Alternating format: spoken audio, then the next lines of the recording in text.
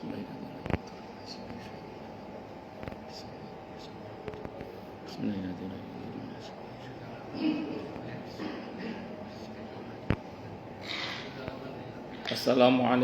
warahmatullahi wabarakatuh. Bismillahirrahmanirrahim. Alhamdulillahi rabbil alamin. Wa bihi nasta'inu ala umurid dunya waddin. Wassalatu wassalamu ala asyrafil anbiya'i wal mursalin, Sayyidina wa habibina wa syafi'ina wa qurrati a'yunina wa maulana Muhammadin wa ala alihi wa ashabihi wa dzurriyyatihi ajma'in, amma ba'd. Asyhadu an la ilaha illallah wa asyhadu anna Muhammadar Rasulullah wa ufawwidu amri ilallah. Innallaha basirun bil ibad. Hasbiyallahu la ilaha illa huwa alaihi tawakkaltu wa huwa rabbul arsyil azim. Qala Allah ta'ala fi kitabihil karim hikayatan an nabiyillahi Musa alaihi salam. Rabbi syrah li sadri wa yassir li amri wahlul 'uqdatam min lisani yafqahu qawli. Para alim, para asatidah, para bapak dan ibu sekalian, hafizoni wa hafizakumullah. Wabil khusus segenap pengurus Masjid Baitur Rahim Villa Taman Kartini yang semoga pengurusnya dan jamaahnya semoga semuanya saja selalu dalam naungan rahmat, barokah, perlindungan serta bimbingan Allah Subhanahu wa taala. Amin Allahumma amin insyaallah. Allahumma inna nas'aluka ilman nafi'ah wa rizqan thayyiba wa amalan mutaqabbala wa fatahallahu alaina futuhal arifin. Allahumma inna na'udzubika min ilmin la yanfa' wa amalin la yurfa' wa qalbin la yakhsha' wa du'a'i la yusma'. Allahumma ati anfusana taqwaha wa zakkiha anta khairu man zakkaha anta waliyuha wa maulaha. Amin Allahumma amin insyaallah. Masih melanjutkan kajian kita. Sekarang sababun nuzul surah Ad-Duha. Ad-Duha artinya waktu matahari sepenggalahan naik. Jadi kalau syuruk, waktu matahari terbit, ke duha itu kira-kira 15 menit. Kalau mau lebih tepatnya setinggi tombak itu. Kalau saya pernah menyaksikan langsung pas matahari terbit, saya perhatikan setinggi penggalah, setinggi tombak, tapi tombaknya orang kita, orang Indonesia, itu 10 menitan. Itu sudah setinggi tombak. Saya nggak tahu kalau tombaknya orang Arab mungkin lebih panjang lagi. Kalau untuk tombak kita itu 10 menit sudah tombak punya kita yang tombak Indonesia. Tapi kalau tombak Arab mungkin lebih panjang lagi. Tidak tahu saya. Ya kalau sebagian ulama mengatakan 15 menit lah setelah matahari terbit. Ada yang mengatakan 20 menit. Itu tergantung istiqra' penelitian masing-masing. Yang jelas kalau di satu riwayat dari Siti Aisyah radhiyallahu anha, Nabi itu mengerjakan salat duha itu ketika sinar matahari itu menyentuh punggung anak onta. Jadi ketika sinar matahari mulai menyentuh punggung anak onta, itu Nabi salat duha biasanya. Nabi salat duhanya kalau yang diajarkan dari 2 rakaat. Tapi yang beliau praktekkan seringkali 4, 6, 8. Kalau beliau tidak sholat malam, beliau mengerjakan 12 biasanya. Jadi mengkompensasi sholat malam dengan duha 12 rakaat yang biasanya 8, 6, atau 4. 2 rakaat itu mengganti sedekah sebanyak ruas di tubuh. Nanti bisa dicek di fikih sunnah saya sabik, itu ada bab tentang salat duha ya. Itu mengganti sedekah sebanyak ruas di tubuh. Kalau nambah 2 rakaat lagi itu punya faidah jalbur rizki, menarik rizki. Kalau ingin lebih dahsyat lagi dalam menarik rizki, di fikih sunnah nanti bisa dibaca ya. Itu sholat duhanya di masjid, wudhunya di rumah. Jadi wudhu dari rumah, sholat duhanya di masjid. Itu nanti bisa dicek di fikih sunnah bab tentang sholat duha. Itu daya tariknya terhadap rizki lebih dahsyat lagi. Ustadz, bukannya sholat sunnah sebaiknya di rumah? Iya, kecuali yang dikecualikan gitu aja. Nah, sholat duha ini kalau ingin faidah menarik rizki, itu yang Nabi ajarkan dalam fikih sunnah saya sabik yang saya baca itu wudhu dari rumah, sholat duhanya di masjid. Itu daya tariknya terhadap rizki itu lebih dahsyat lagi. Itu sholat duha. Dan rizki itu luas maknanya, tidak hanya sekedar uang. Uang itu hanya salah satunya saja. Rizki itu tidak hanya materi, tapi juga imateri. Materi itu hanya salah satunya saja. Karena nikmat Allah, rizki Allah yang bersifat imateri itu jauh lebih banyak lagi. Bukan jauh lebih banyak. Makanan yang enak itu bisa dibeli, tapi enaknya makan tidak bisa dibeli. Tempat tidur yang enak itu bisa dibeli, tapi enaknya tidur tidak bisa dibeli.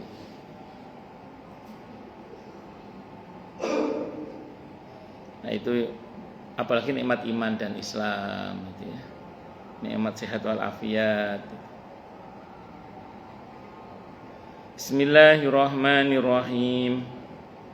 Wadduha wal laili idza saja ma wadda'aka rabbuka wa ma qala walal akhiratu khairul laka minal ula walasawfa yu'tika rabbuka fatarda. Sampai situ di sini. Wadduha, demi waktu matahari sepenggalahan naik. Biasanya kalau Allah bersumpah demi hambanya, berarti di balik hamba itu ada rahasia yang sangat luar biasa. Jadi waktu duha itu ada banyak manfaat, termasuk sinar mataharinya itu. Karena ada yang memaknai duha itu waktu di mana matahari terbit dengan terangnya tapi sinarnya belum menyengat. Nah, itu duha. Ada vitamin apa Pak di sinar matahari itu? Vitamin D. Vitamin D dengan izin Allah. Allahu Akbar. Dan di waktu duha ini Nabi biasanya mengerjakan sholatnya di rumah istri-istri beliau biasanya. Karena seusai sholat subuh, seusai isyraq, seusai halaqah dengan para sahabat di masjid, Nabi mendatangi seluruh istrinya, diucapi salam, didoakan, kadang beliau sarapan. Sampai ada kejadian yang menarik ketika Siti Aisyah radhiyallahu anha sudah menyiapkan hidangan untuk beliau. Terus kemudian Nabi bersabda, mana akan saya makan walaupun hari ini saya puasa sebenarnya. Jadi Nabi itu aukamakal rela membatalkan puasa sunnahnya demi membahagiakan hati istrinya. Karena ternyata membahagiakan hati istri itu pahalanya besar juga berarti. Itu seperti itu. Itu dipakai dalil Pak. Membahagiakan hati istri itu apa? Nah, itu berpahala juga. Karena makanan yang dihidangkan oleh seorang istri itu persembahan hati. Makanya Nabi tidak berani meremehkan. Nabi tidak mau meremehkan maksudnya. Nabi tidak mau meremehkan. Kadang kita pulang dari mana, istri bilang, "Ayo Mas, udah aku masakin." Terus kita mengatakan, "Tadi udah makan di luar." "Oh ya udah." Itu bagi kita ya udah betul itu. Tapi bagi istri itu berdedep di hati itu. Oh. Ya Bu ya. Tapi ada ibu-ibu yang ngomong ke saya gini, ada yang lebih ngeselin lagi Ustadz. Udah kita masakin enak-enak, begitu kita hidangkan ngomongnya apa? Gak jadi mah, mie goreng aja. Oh itu ngeselin itu. Nah, Nabi itu seperti itu. Jadi kalau istrinya masak itu atau istrinya menyediakan sarapan, Nabi rela bahkan membatalkan puasa sunnahnya demi membahagiakan hati istrinya. Itu khulu surur itu sedekah dalam Islam. Apalagi membahagiakan hati istri. Itu di antara. Dan di waktu duha itu pula ada kelas Nabi di masjid. Di waktu duha itu ada kelas Nabi. Jadi Nabi buka kelas itu di masjid di waktu duha, seusai menemui seluruh istrinya. Itu seperti itu. Sampai waktu menjelang zuhur, waktu qailulah. Nabi tidur sebentar, baru kemudian nanti sholat zuhur. Namanya qailulah. Wal laili idza saja, dan demi malam apabila telah sunyi. Waktu malamnya Nabi itu diisi seusai sholat isya. Kalau tidak ada kepentingan kaum muslimin, beliau biasanya tidur. Kalau di Saudi sekarang ya kira-kira jam 9 lah, Nabi baru tidur itu jam 9 kira-kira. Kalau nggak ada kepentingan kaum muslimin. Nanti bangun-bangun kalau di surah Al-Muzammil itu Nabi tengah malam, lewat dikit atau kurang dikit. Itu sampai kira-kira subuh, sholat malamnya Nabi itu sampai subuh kurang 50 ayat kurang lebih. Kalau beliau berkenan untuk puasa, beliau sahur biasanya. Kalau beliau tidak berkenan untuk puasa, biasanya beliau tidur sambil miring. Kata Siti Aisyah radhiyallahu anha, kadang tidur beneran, kadang tidur-tiduran. Jadi Nabi tidur lagi itu setelah sholat tahajud, sebelum subuh tidur lagi. Nah, kalau kita bablas itu. Tapi kalau kayak Nabi betul, insya Allah enggak juga sih, insya Allah. Itu malamnya Nabi itu begitu. Wal laili idza saja, ma wadda'aka rabbuka wa ma qala. Rabbmu tiada meninggalkan kamu dan tiada pula benci kepadamu. Karena saat itu lama tidak turun wahyu. Orang-orang kafir ngatain Nabi, Muhammad sudah ditinggalin sama Tuhannya. Padahal tidak. Walal akhiratu khairul laka minal ula. Dan sesungguhnya akhir itu lebih baik bagimu dari permulaan. Akhirat lebih baik daripada dunia. Atau kalau dalam kehidupan sehari-hari kita, gak penting awalnya, yang penting akhirnya husnul khatimah. Makanya kan di kitab Al-Arba'in An-Nawawiyah, ketika ada orang yang bertobat minta ampun kepada Allah, Allah menyatakan apa? Yang lalu darimu aku tidak peduli, kata Allah. Jadi yang lalu darimu aku tidak peduli. Itu untuk orang-orang yang tobat, kepada mereka Allah menyatakan begitu.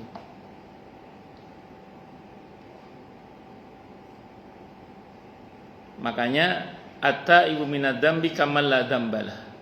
Orang yang bertobat dari dosa itu, dia seperti tidak punya dosa. Dan di Al-Furqan ayat 70 Allah menyatakan, illa man taba wa amana wa amila amalan salihah faulaika yubaddilullahu sayyiatihim hasanat. Kecuali orang-orang yang telah bertobat, beriman dan beramal soleh, mereka itulah akan diganti oleh Allah keburukannya dengan kebaikan-kebaikan. Dosa diganti dengan ampunan, dosa diganti dengan pahala, dan begitu seterusnya. Kata Imam Ghazali rahimahullah, termasuk nama yang buruk akan diperbaiki oleh Allah kalau dia bertobat. Dan yang terpenting adalah ya tadi, kita wafat, kita taubat sebelum wafat. Makanya beberapa ulama kita berdoa mohon kepada Allah taubatan nasuha qoblal maut. mohon kepada Allah taubatan nasuha sebelum wafat.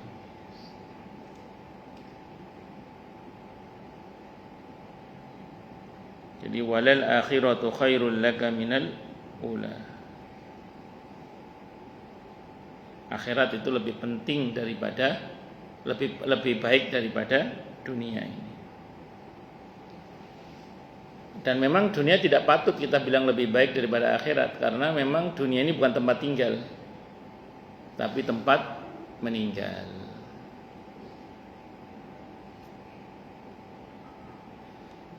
Karena kita memang bukan penduduk bumi, kita ini penduduk akhirat yang masih tinggal di bumi. Jadi kita ini bukan penduduk bumi, bukan. Kita ini penduduk akhirat yang masih tinggal di bumi. Ya, karenanya mau atau tidak mau, suka atau tidak suka, dengan senang hati atau terpaksa, kita harus lanjut ke alam berikutnya. Namanya alam barzah. Setelah barzah kiamat. Setelah kiamat hari kebangkitan. Setelah hari kebangkitan ada mahsyar. Setelah mahsyar ada pembagian rapot. Setelah bagian rapot ada hisab, ada mizan, ada sirat. Terakhir baru surga atau neraka. Karena memang saya ulang sekali lagi, kita ini bukan penduduk bumi memang. Kita ini penduduk akhirat yang masih tinggal di bumi. Dan bumi ini bukan tempat tinggal, dia tempat meninggal. Dan bumi ini sifatnya dunia. Dunia dari kata dana artinya pendek sebentar. Berarti mau atau tidak mau, suka atau tidak suka, dengan senang hati atau terpaksa, kita harus lanjut ke alam berikutnya, namanya alam apa? Barzah itu, dan begitu seterusnya.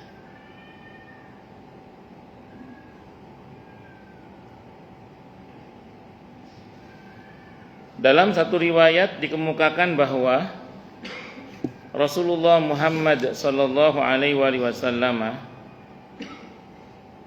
merasa kurang enak badan sehingga beliau tidak sholat malam selama 1 atau 2 malam. Seorang wanita datang kepada beliau seraya berkata, "Hai Muhammad, aku melihat setanmu," yang dia maksud ialah Jibril, "telah meninggalkan engkau." Maka Allah menurunkan ayat ini yang menegaskan bahwa Allah tidak membiarkan Muhammad dan tidak membencinya. Diriwayatkan oleh Asy-Syaikhain Bukhari Muslim dan lain-lain yang bersumber dari Jundub. Ya tadi dituduh, wah Muhammad sudah ditinggalkan oleh Tuhannya, ditinggalkan oleh Jibril, nggak dapat wahyu lagi. Allah menegaskan dengan ayat ini tidak. Oh berarti Nabi pernah dong meninggalkan sholat malam. Pernah. Yang tidak pernah Nabi tinggalkan itu witir. Kalau tahajud beliau pernah meninggalkan. Itu untuk kita umatnya bahwa ibadah sholat malam itu nafilah ya, tambahan. Hukumnya nopo sunnah, bukan wajib.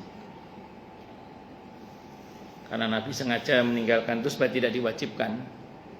Karena kalau diwajibkan nanti takutnya memberatkan umatnya.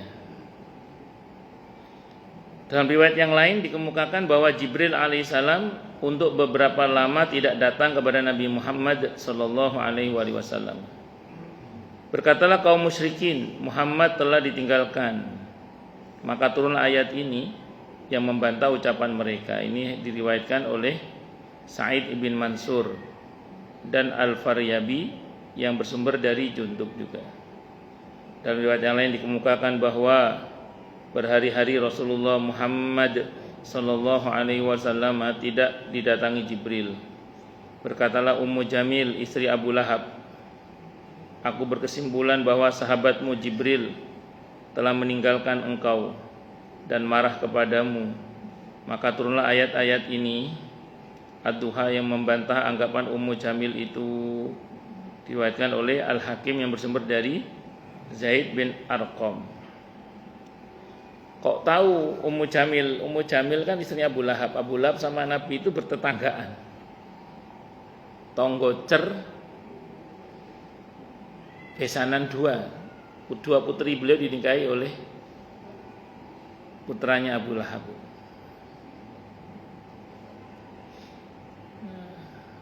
Jadi dengan Abu Lahab itu Nabi itu tonggo cer, terus udah gitu besanan dua. itu aja tidak bisa membuat yang bersangkutan dapat hidayah, karena memang hidayah itu betul-betul hak mutlaknya Allah Subhanahu wa taala. Setelah turun surah Al-Lahab itu saya baca dalam sirah itu, saya pas ngaji sirah itu disebutkan tidak kurang dari 200 kali Nabi mendatangi pamannya.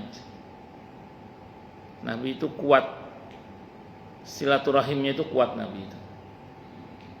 Padahal sudah direncanakan mau dibunuh segala oleh istrinya Abu Lahab. Kalau kita belajar dari Abu Lahab itu, menurut catatan sejarah, yang bersangkutan ini pengusaha patung. Kalau masuk Islam kan usahanya gulung tikar. Ya, dia menolak ajaran Nabi kita Muhammad SAW. Secara analisa sejarah itu diantaranya karena itu.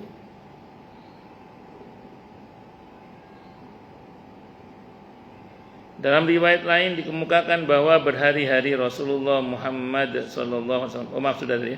Dalam riwayat yang lain dikemukakan bahwa seekor anak anjing masuk ke rumah Rasulullah Muhammad SAW dan tinggal di bawah ranjang beliau hingga mati. Ketika itu selama 4 hari Rasulullah Muhammad SAW tidak menerima wahyu. Rasulullah Muhammad SAW bersabda, "Hai Khawlah, ada apa rumahku ini sehingga Jibril tidak datang kepadaku?" Khawlah berkata, "Ketika aku membersihkan rumah dan menyapunya, dari bawah ranjang seekor anak anjing yang sudah mati tersapu olehku. Kemudian aku mengeluarkannya. Ketika itu aku lihat Rasulullah Muhammad sallallahu alaihi wasallam gemetar kedinginan, padahal beliau mengenakan jubah. Sebagaimana biasanya beliau suka gemetar manakala turun wahyu. Maka waktu itulah turun ayat-ayat ini, Ad-Duha ayat 1 sampai 5 itu. Diriwayatkan oleh At-Tabarani, Ibnu Abi Syaibah di dalam Musnadnya, Al-Wahidi dan lain-lain dengan sanad yang diantaranya ada perawi yang tidak dikenal. Dari hadis ini dari Hafiz Ibn Maisarah Al-Qurashi, dari ibunya yang bersumber dari ibunya yaitu Khawlah, nenek Hafiz radhiyallahu anha, wallahu a'lam bishawab. Ini menjadi dalil ya, di antaranya ini menjadi dalil bahwa rumah yang di dalamnya ada anjing itu malaikat rahmat tidak mau masuk. Saya ulang, rumah yang di dalamnya ada anjing itu malaikat rahmat tidak mau masuk. Ini kan bulan Ramadan ya, ada malam qadar. Malam qadar itu malaikat rahmat turun. Tanazzalul malaikatu warruhu fiha biizni rabbihim min kulli amr. Salamun hiya hatta matla'il fajr. Nah, kata para ulama, di antara rumah-rumah yang malaikat rahmat tidak mau masuk, termasuk di malam qadar tidak mau masuk, itu kalau ada anjingnya. Kalau ada anjingnya, malaikat rahmat tidak mau masuk. Di samping orang yang memelihara anjing itu setiap hari pahalanya dikurangi 1 qirat, 1 gunung Uhud. Menurut penjelasan orang-orang sekarang, saya bukan ahlinya, saya cuma pernah dengar penjelasan saja. Memelihara anjing itu kan kalau dalam Islam tidak boleh kecuali untuk menjaga harta atau berburu. Kalau nggak ada keperluan itu kan tidak boleh. Nah, rupanya ada penjelasan, saya nggak tahu, saya bukan ahlinya, saya cuma dengar penjelasannya saja. Anjing itu kalau tidak diberi kesibukan dia stres gitu. Nah, bikin stres anjing itu dosanya menyebabkan pahala segunung Uhud dikurangi tiap hari. Itu bikin stres anjing. Apalagi bikin stres istri. Apalagi bikin stres suami. Nah, ini analisanya begitu. Tapi terlepas dari itu memang dalilnya demikian. Maka kalau jenengan mau melihara anjing tanpa keperluan untuk berburu dan atau menjaga harta, maka itu tidak boleh. Syariatnya mengatakan begitu, ya kita sami'na wa ata'na. Allah. Termasuk rumah yang malaikat rahmat tidak mau masuk itu rumah yang ada gambar yang dipajang, ada lukisan yang dipajang. Cuman nanti ulama beda pendapat mengenai lukisan ini. Beda pendapat itu ada yang mengatakan yang pertama maksudnya itu adalah lukisan yang 3 dimensi maksudnya. Pendapat yang pertama itu gitu. Yaitu patung berarti. Patung yang sekiranya kalau diberi nyawa dia hidup. Ini pendapat, ini saya bicara realitas fakta fikih ya maksudnya, fakta fikih begitu. Kalau di hadisnya cuma Nabi menyebut surah. Nah, surah itu kadang redaksinya pakai sona'ah. Sona'ah itu kan memahat, serupa dengan memahat. Makanya terus kemudian dimaknai dengan yang 3 dimensi itu. Ini pendapat yang pertama. Karena ada hadis ini berkenaan dengan 3 dimensi ada. Malaikat Jibril pernah nggak mau masuk ke dalam Nabi gara-gara ada patung itu. Bukan bonekanya Siti Aisyah, bukan patung. Ya saya membayangkan mungkin Sayyidina Husain atau Sayyidina Hasan main berhalanya orang kafir apa dibawa ke dalam rumah. Kata malaikat Jibril, saya tidak mau masuk, tutup matanya. Suruh nutup matanya. Ditutup matanya baru malaikat Jibril baru mau masuk. Itu yang berkaitan dengan patung. Ada yang memaknai itu lukisan jadi 2 dimensi. Berarti kalau yang pasang-pasang foto-foto itu tidak mau masuk itu. Ini pendapat yang kedua. Pendapat yang ketiga itu yang dimaksud dengan gambar ini adalah gambar yang disembah maksudnya. Gambar atau patung yang disembah maksudnya. Ya seperti gambar-gambar yang disembah oleh agama sebelah. Itu maksudnya itu. Tapi terlepas dari semua itu, tidak apa-apa kalau dia disimpan seperti di album. Tidak apa-apa kalau itu. Karena dulu uang dinar itu, dinar dan dirham di masa Nabi itu coraknya diantaranya berlukiskan binatang. Dan Nabi tidak melarang. Nah, sementara dinar kan nggak dipajang tapi disimpan. Itu seperti itu. Nah, jenengan terserah mau ikut pendapat yang mana. Kalau mau lebih berhati-hati sih memang sebaiknya nggak usah dipajang memang. Tapi disimpan saja. Tapi kalau mau ikut pendapat yang pertama tadi, berarti foto tidak apa-apa. Yang penting bukan 3 dimensi, tapi 2 dimensi. Ini saya baca di fatwa-fatwa para ulama ya. Itu ada 3 pendapat itu yang saya tahu. Nah, kemudian ada ulama lain yang mengatakan bahwa di antara rumah yang malaikat rahmat tidak mau masuk itu kalau di dalamnya ada anak yang durhaka kepada kedua orang tuanya. Anak yang durhaka kepada kedua orang tua, malaikat rahmat tidak mau masuk rumah yang di dalamnya ada anak yang seperti itu. Termasuk juga mudminul khamr, orang yang masih suka meminum khamr, minuman keras atau penyalahgunaan narkoba yang belum tobat, atau secara umum pelaku dosa besar yang belum tobat. Itu malaikat rahmat tidak mau masuk. Ada yang mengatakan demikian. Tapi yang sampai kepada kita secara umum terutama 2 tadi. Ada anjing, ada surah, ada gambar. Gambar yang dipajang. Cuman soal gambar ini ulama beda pendapat memang. Ada yang mengatakan tadi 3 dimensi maksudnya. Ada yang mengatakan ya 2 dimensi termasuk. Ada yang mengatakan yang dimaksud adalah gambar yang yang disembah maksudnya.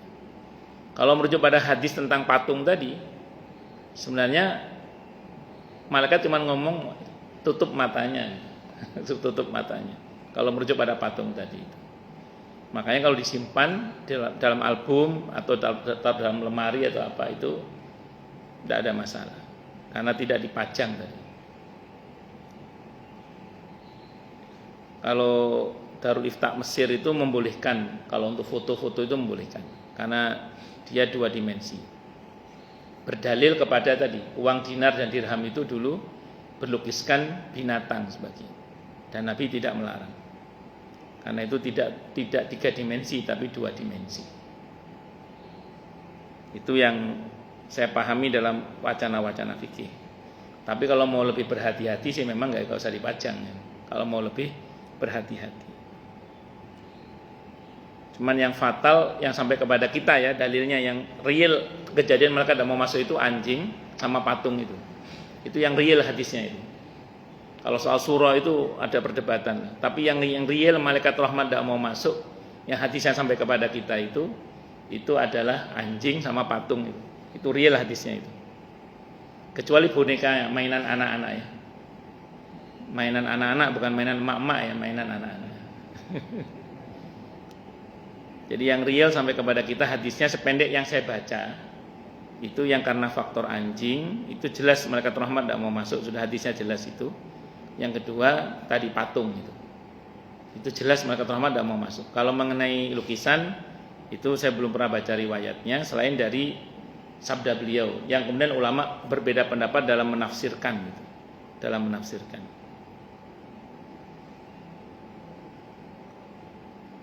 Nah ini ya, Assalamualaikum Pak Ustadz, anak-anak saya keduanya suka menggambar, melukis, kuliah pun ambil jurusan ini, desain animasi dan gambar lukis. Mana kalau menggambar muka bisa plek ketiplek, plak ketiplek, ya wis. Dan gambar mangga kartun, gimana hukumnya? Saya ingin sampaikan dulu gini ya. Saya bicara fakta fikih dulu ya, fakta fikih. Saya bukan ulama, tapi saya membaca fatwanya para ulama yang pernah saya baca. Memang pendapat yang pertama itu menyatakan bahwa melukis pun itu dilarang. Jadi melukis pun itu apa? Dilarang. Melukis maksudnya melukis manusia atau binatang yang bernyawa. Itu dilarang. Itu pendapat yang paling ketat itu. Nah, sementara pendapat yang kedua tadi menyatakan tidak apa-apa kalau 2 dimensi. Jadi bukan 3 dimensi. Jadi kalau merujuk pada pendapat ini, kalau pendapat yang pertama saya nggak sebutkan dalilnya ya, hadisnya banyak itu, larangannya itu. Nah, yang kedua ini akan saya bahas. Di antara dalil pembolehannya itu adalah ketika kemudian di antara istri Nabi itu pernah ada kelambu yang bercorak binatang. Nah, terus Nabi menyuruh untuk melepaskan karena beliau saat itu terganggu ketika akan sholat. Itu sependek yang saya baca. Walaupun nanti ada juga yang mengarahkan kepada kecaman lukisan itu. Tapi anehnya Nabi itu tidak membuang, tapi menggunting-guntingnya untuk dibuat sebagai bantal. Jadi tidak sebagai kelambu tapi sebagai apa? Bantal, digunting-gunting dibuat sebagai bantal. Jadi nggak dibuang juga nggak gitu.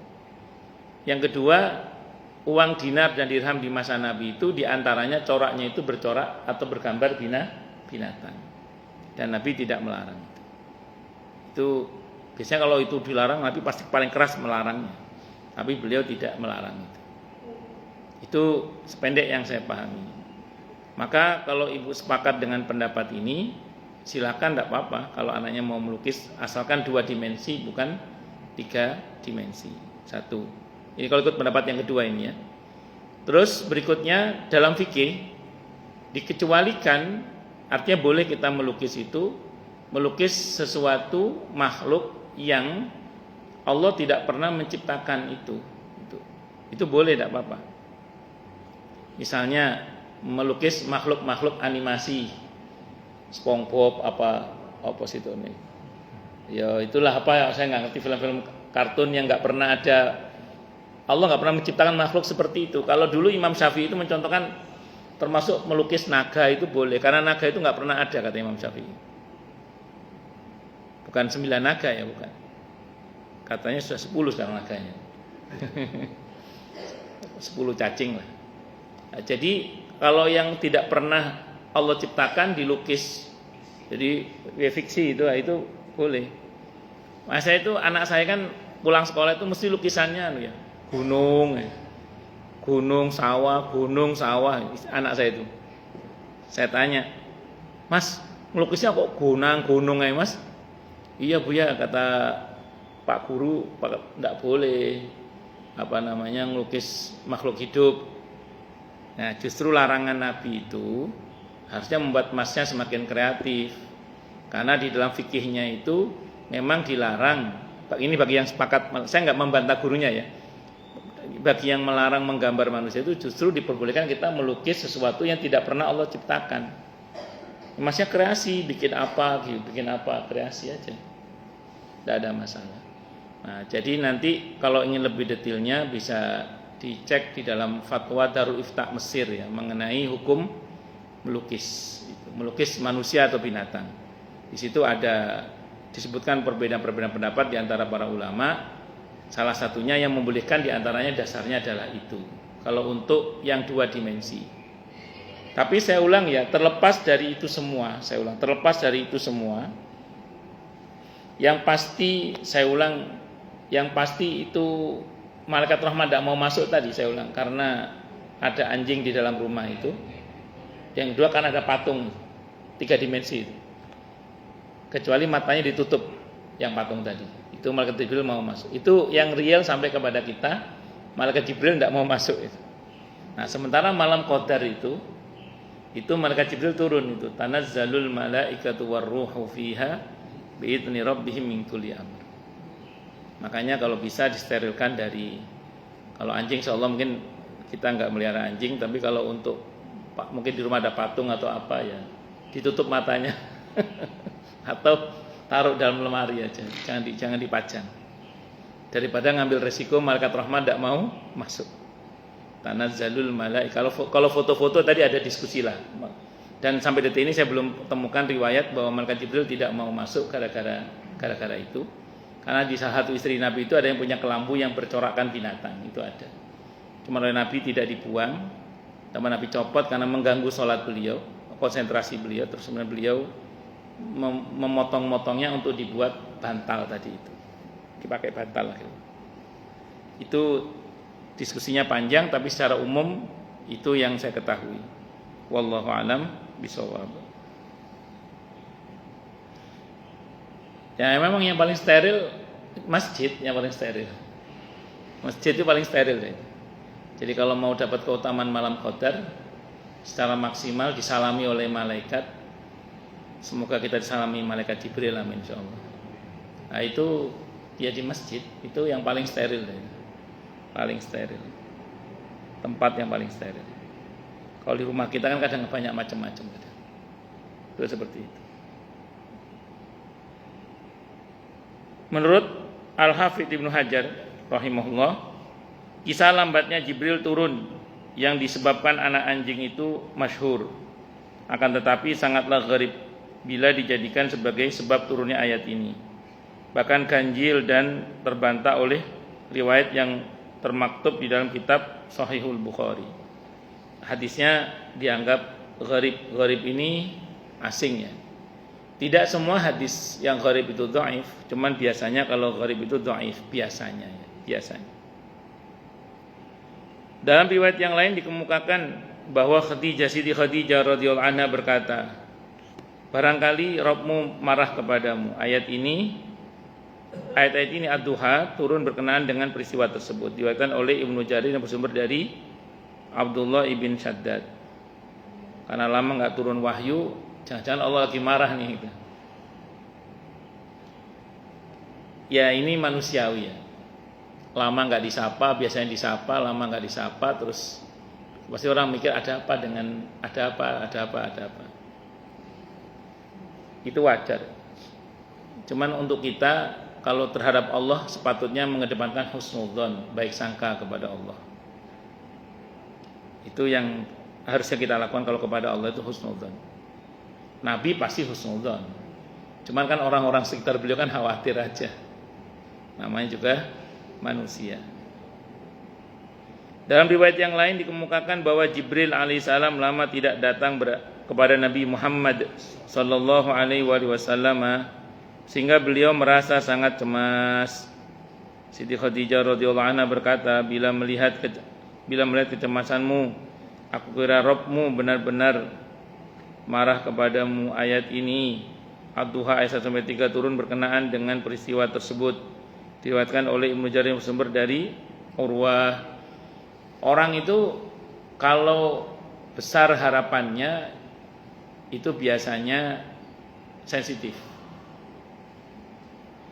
Misalnya ada orang besar harapannya kepada seseorang, itu dia pasti akan peka sekali dengan orang itu. Jadi nggak boleh orang itu berapa dikit, aduh takutnya. Maka orang yang seperti ini biasanya akan berusaha berbuat sebaik mungkin agar orang yang kepadanya dia berharap itu tidak berbuat sesuatu yang mengecewakan. Nah, tentu kalau kepada manusia tidak boleh kita begitu. Tapi kalau kepada Allah sepatutnya kita begitu memang gitu. Makanya kan dalam Islam itu ada namanya, dalam Al-Qur'an itu ada namanya khauf, ada khasyah.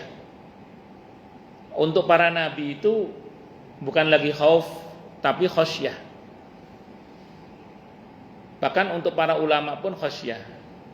Innama yakhsyallaha min ibadihil ulama. Bahwasanya yang takut kepada Allah di antara hamba-hambanya adalah para ulama. Apa bedanya khauf dengan khasyah? Kalau khauf itu biasanya takut siksa, takut masuk neraka, takut dosa.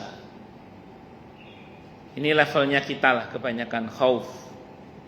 Dan itu benar, bagus. Cuman akan lebih baik lagi kalau pelan-pelan kita tingkatkan menjadi khasyah. Kalau khasyah ini bukan cuma takut dosa, takut haram, takut siksa, takut masuk neraka, bukan cuma itu. Lebih dari itu, takutnya adalah takut berbuat sesuatu yang tidak pantas menurut Allah. Jadi takut berbuat sesuatu yang tidak pantas menurut Allah. Jadi persoalan orang yang levelnya khasyah ini bukan lagi sekedar meninggalkan perbuatan dosa, itu sudah selesai. Tapi lebih dari itu, bagaimana dia meninggalkan hal-hal yang tidak pantas menurut Allah. Jadi bukan dosa, tapi tidak pantas menurut Allah. Maka ada teori yang mengatakan hasanatul abror sayyiatul muqarrabin. Bagi orang kebanyakan itu mungkin baik, tapi bagi orang-orang yang dekat dengan Allah itu buruk. Contoh, orang-orang seperti kita baca Al-Quran sebulan sekali, khatmul Quran itu udah bagus banget itu. 40 hari khatmul Quran itu udah bagus lah. Sebulan sekali khatmul Quran untuk level kita ya. Jadi sehari 1 juz itu udah bagus banget lah. Untuk orang seperti kita udah bagus banget. Tapi untuk orang-orang yang dekat dengan Allah, para ulama, para sholihin, para nabi dan rasul, bisa jadi apa yang dianggap bagus untuk kita itu tidak bagus untuk mereka gitu. Maka mereka takut. Nah, takutnya bukan takut dosa, takut berbuat yang nggak pantas. Makanya berusaha berbuat yang terbaik. Itu levelnya orang-orang yang khasyah. Maka sekelas Imam Syafi'i itu, dalam fikih sunnah saya baca Imam Malik juga itu sehari bukan 2 juz, sehari semalam itu bisa khatmul Quran 2 kali. Sehari khatmul Quran sekali, semalam khatmul Quran sekali. Itu Imam Syafi'i, Imam Malik yang saya baca dalam fikih sunnah itu gitu. Karena merasa nggak pantas kalau sehari cuma 1 juz. Kalau kita sehari 1 juz itu udah bagus banget. Udah bagus banget lah, sehari 1 juz itu udah bagus banget. Apalagi 2 juz, juz jambu, juz apukat.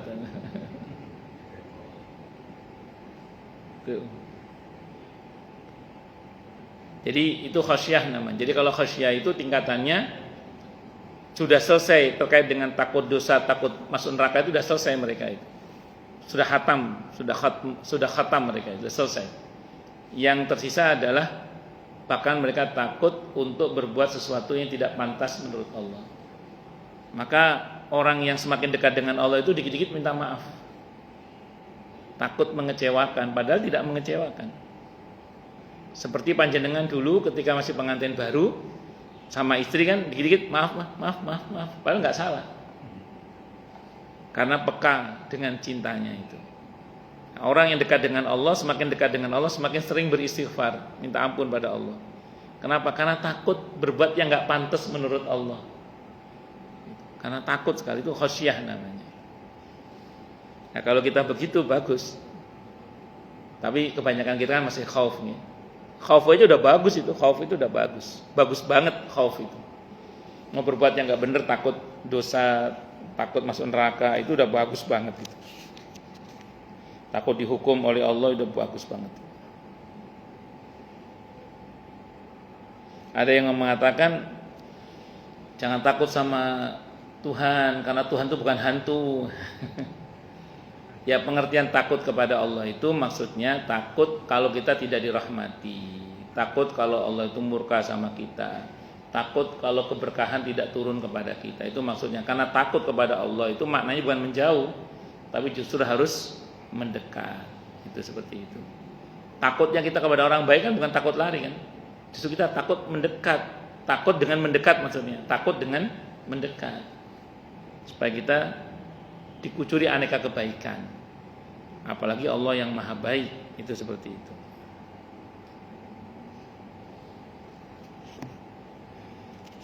Kedua, riwayat Ibnu Jarir di atas mursal. Mursal itu terputus di tabi'innya. Akan tapi rawi-rawinya thiqah kuat. Al-Hafidz Ibnu Hajar rahimahullah mengatakan bahwa kedua riwayat itu riwayat Al-Hakim dan Ibnu Jarir. Jelas itu dari Ummu Jamil untuk menyatakan dendam kesumatnya, dan dari Khadijah sebagai ungkapan turut bersedih dan cemas. Ungkapan yang serupa oleh orang yang membenci dan orang yang mencintai itu beda ya. Dari pihak yang membenci ungkapan itu untuk mencibir, sementara dari orang yang mencintai itu ungkapan justru untuk menunjukkan kesedihan yang serupa, turut bersedih lah kalau bahasa kita. Dalam satu riwayat dikemukakan bahwa dijanjikan kepada Nabi Muhammad sallallahu alaihi wasallam kemenangan bagi umatnya sehingga beliau pun merasa gembira karenanya. Ayat ini Ad-Duha ayat 5 turun berkenaan dengan peristiwa tersebut. Wala saufa yu'tika rabbuka fatardha. Diriwayatkan oleh Al-Hakim Al-Baihaqi dalam kitab Ad-Dalail, At-Tabarani dan lain-lain yang bersumber dari Ibnu Abbas radhiyallahu anhu. Allah janji dalam ayat 5 tadi, wala saufa yu'tika rabbuka fatardha. Pasti Muhammad, pasti Allah akan berikan kepadamu apa yang kamu minta sampai kamu merasa puas. Di antara harapan Nabi itu apa? Umatnya mengalami kemenangan dalam menghadapi musuh-musuhnya. Imam Suyuti mengatakan muslimin itu kalau perang menang, dapat rampasan perang, mati syahid. Itu dua-duanya menang kata Imam Suyuti. Mengalahkan orang Islam itu gak bisa. Orang Islam itu kalau bisnis berhasil dapat untung, ditipu dosanya rontok, dan yang hilang darinya nilainya sedekah. Bagaimana mengalahkan seorang muslim? Gak bisa. Itu kalau kata Imam Suyuti kurang lebih begitulah penjelasan beliau itu. Karena orang beriman itu di semua pilihannya dia baik. Walaupun nanti dalam konteks sejarah Allah nyatakan muslimin menang kan. Pertama dengan Fathu Mekah, yang kedua dengan takluknya Persia dan Romawi. Dan itu berabad-abad. Bukan 1-2 tahun, berabad-abad. Terakhir kekhalifahan Turki Utsmani itu terakhir itu. Jadi Islam itu pernah berjaya berabad-abad. Sebagaimana sebelumnya Nasrani pernah berjaya juga berabad-abad. Sebagaimana Persia juga pernah berjaya berabad-abad. Itu seperti itu. Nah, muslimin juga pernah berjaya berabad-abad. Itu seperti itu. Tapi ada lagi harapan Nabi yang Allah kabulkan terkait ayat ini, wala saufa yu'tika rabbuka fatardha. Apa? Nabi berharap semua umatnya masuk surga. Nabi berharap umatnya semuanya masuk surga. Dan Allah kabulkan. Ayat ini mengabulkan harapan Nabi. Wala saufa yu'tika rabbuka fatardha. Dalam hadis Sahih Bukhari, Nabi menegaskan, kullu ummati yadkhulunal jannata illa man abah. Setiap umatku masuk surga kecuali yang enggak mau. Sahabat nanya, qalu man ya'ba ya Rasulullah? Siapa yang tidak mau masuk surga itu wahai Rasulullah? Nabi bersabda, man ata'ani dakhalal jannah wa man asani fahuwa aba. Siapa yang mentaatiku dia yang masuk surga, dan siapa yang mendurhakaiku dia tidak mau masuk surga. Maka dalam hadis yang sahih tentang syafaat, nanti syafaat Nabi itu menyentuh hati umatnya yang hati itu tidak ada kebaikannya sama sekali. Hitam legam, tidak ada kebaikan sama sekali kecuali satu titik saja. Dan satu titik itu adalah la ilaha illallah. Itu yang terkenal sebagai penghuni terakhir surga. Jadi orang yang terakhir keluar dari neraka dan yang terakhir masuk itu saja mendapatkan dunia kali 10. Jadi surga paling sempit itu dunia ini kali 10. Itu surga paling sempit. Surga paling sempit. Semoga untuk kita surga Firdaus. Amin. Allahumma amin. Nggak pantas Ustaz, kalau Nabi nggak nyuruh ya kita nggak minta. Nabi nyuruh kita minta surga Firdaus. Allahu Akbar. Dalam satu riwayat dikemukakan bahwa Rasulullah Muhammad sallallahu alaihi wasallam bersabda, diperlihatkan kepadaku kemenangan-kemenangan yang akan diperoleh umatku sesudah aku meninggal, sehingga aku pun merasa sangat gembira. Maka turunlah ayat ini ad-duha berkenaan dengan peristiwa tersebut, wala saufa yu'tika rabbuka fatarudhu. Kalau ayat 4-nya ini walal akhiratu khairul laka minal ula. Nabi diingatkan, ya tetap saja wahai Nabi, akhirat lebih baik daripada dunia ini. Tapi Allah janji wala saufa yu'tika rabbuka fatarudhu. Nah ini, tapi hari ini mungkin kita masih terpuruk karena sunnatullahnya begitu sih memang. Kalau bahasa Al-Qur'annya di surah Ali Imran ayat 140 itu kan, watilkal ayyamu nudawiluha bainan nas. Itulah hari-hari di mana kejayaan dan kejatuhan itu kami pergilirkan. Ya hari ini kita mungkin termasuk yang masih ringsek. Tapi percayalah dan pasti itu bahwa Islam akan bangkit pada waktunya. Dulu sebelum kebangkitan Islam terjadi perang antara Persia dan Romawi. Sekarang kok mirip-mirip gitu Mas. Ya mudah-mudahan tanda-tanda kemenangan kaum muslimin. Mudah-mudahan. Amin Allahumma amin insyaallah. Wallahu a'lam bishawab. Monggo silakan yang mau tanya, protes, marah boleh. Nggih, Mo.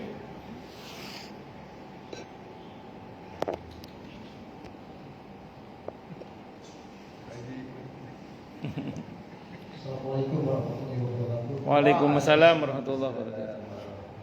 Rasulullah tidak pernah meninggalkan witir tadi. Nggih. Kemudian aku pernah meninggalkan Salat malam. Ya. Bagaimana dengan duha? Apa pernah meninggalkan salat duha? Ya. Yang kedua, di dalam doa duha itu yang umum itu ada permohonan permintaan. Kalau rezeki masih di langit, turunkanlah ini. Kemudian kalau rezeki di bumi, keluarkan. Kalau jauh, dekatkan. Dan kalau haram, sucikan. Ini maksudnya haram jauh bisa disucikan. Padahal Allah Subhanahu wa Ta'ala memang suci. Kita minta permohonan haram, sucikan. Itu. Yang terakhir kan saya mau tanya. Nggih. Masalah zakat. Nggih. Saya kebetulan salah satu panitia zakat di Bengkel. Kadang-kadang ada mujahid itu memberikan zakat ke panitia, sempat bicara, tolong dibacakan ijab kabulnya. Nah, ini ijab kabul apa nih? Ijab kabul maksudnya doanya apa? Ijab kabul nikah nih saya bilang ini gitu. Ini wajib kan baca ijab kabul untuk amil itu kan? Terima kasih. Wassalamualaikum warahmatullahi wabarakatuh. Waalaikumsalam warahmatullahi wabarakatuh. Doa salat duha yang populer Bapak baca tadi itu, Allahumma inna duha'uka wal baha'uka dan seterusnya itu sependek yang saya baca, itu bukan berdasarkan pada riwayat yang warid dari Nabi kita Muhammad sallallahu alaihi wasallam.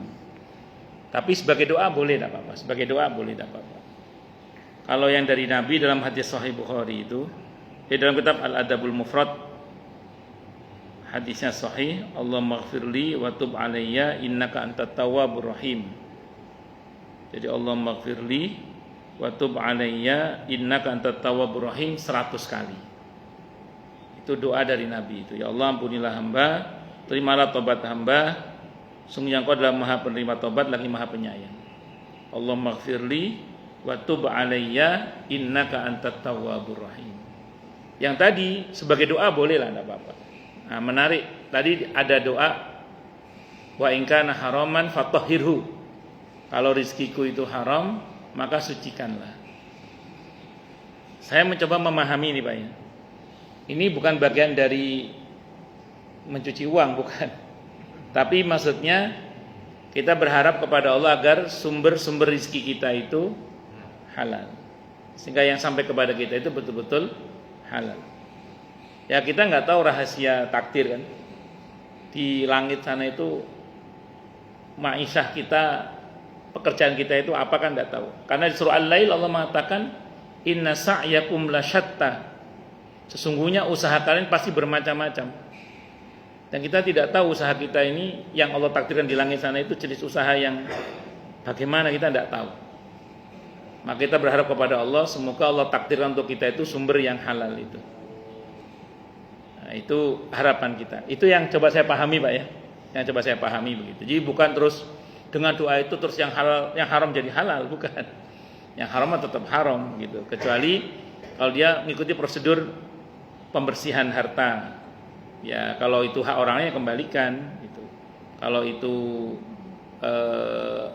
ada yang nggak sengaja kita ambil dari hak orang lain, ya dikeluarkan kepada yang berhak, dalam hal ini diinfakkan atau sedekahkan pada fuqara masakin misalnya. Atau ya tobat itu yang pasti, harus tobat itu yang pasti. Sambil pelan-pelan hartanya dibersihkan dengan cara berbuat banyak kebaikan, itu aja. Mudah-mudahan dengan itu dibersihkan oleh Allah. Itu Pak nggih, yang pertama. Kemudian yang kedua tadi berkenaan dengan orang yang bayar zakat. Jadi gini ya. Orang itu kalau nitip zakat kepada amil, itu memang seharusnya dia menyampaikan kepada amil, ini zakat mal saya, ini zakat fitrah saya. Harus. Supaya amil tahu, oh ini zakat mal, oh ini zakatul fitri. Sehingga nanti terdistribusikan kepada masyarakat. Oh ini apa namanya, fidyah misalnya gitu. Nah mungkin yang dimaksud oleh beliau itu maksudnya sigat akad, ini Pak zakat fitrah saya. Kalau di kampung itu oleh kiai-kiai kampung, orang kampung itu diajari niat biasanya sambil pegang berasnya. Nawaitu an ukhrija zakatal fitri an nafsi, untuk saya fardhul lillahi taala. Kalau kita misalnya kalau mau diminta begitu, Bapak niat aja ya. Nah, pegang berasnya sebagai isyarat aja. Saya niat ngeluarin zakatul fitri saya, istri saya, anak saya misalnya gitu. Karena Allah taala. Bantu niat itu aja. Karena zakat ini kalau melalui amil memang masih diomongin. Amil itu biar tahu. Itu aja. Tapi kalau kepada mustahik cukup niat. Tapi ingat, niat itu di hati, bukannya dilisankan. Dilisankan itu cuma informasi aja kepada amil, ini zakatul fitri saya, ini zakat mal saya, ini fidyah, karena mustahiknya tertentu, enggak semuanya gitu. Nah, ngeten itu mungkin maksudnya Bapak itu mungkin, atau ya orang yang nitip itu. Kadang-kadang kalau dia minta, saya minta apa namanya? Akadnya. Oh iya, mana ijab kabulnya? Ada, Bapak ngomong aja. Pak panitia, ini zakat fitrah saya. Ya udah saya terima gitu aja. Boleh, tidak ada masalah. Itu intinya satu, intinya itu memberi informasi, ini zakat fitrah saya. Ini zakat mal saya. Supaya amil itu tahu, udah itu aja intinya. Kalau kepada mustahik langsung enggak harus ngomong kita. Ini zakat fitrah saya. Ini zakat mal, enggak harus ngomong kalau ke mustahik langsung. Tapi kalau melalui amil sepatutnya disampaikan supaya amil tahu. Wallahu a'lam bishawab. Ngoten nggih? Monggo yang lain.